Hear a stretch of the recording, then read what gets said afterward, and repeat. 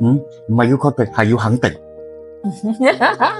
我係要肯定，係呢句話好傳神啊，真係。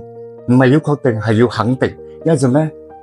唔想再失去他人的信任，所以一定要肯定，俾自己一個肯定，唔好再做。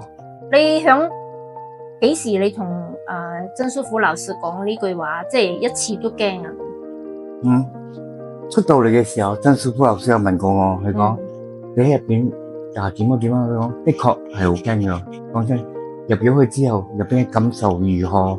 跟住喺入邊好向往出邊，然之後佢問我驚冇？驚，真係好驚喺入邊。鐵槍嘅嗰種感覺唔係好好受。你接受我哋嘅訪問咧，其實係好好噶，因為點解？你係一個反面教材，你會係一個老師。我成日都係咁鼓勵嗰啲同學噶，一個反面教材。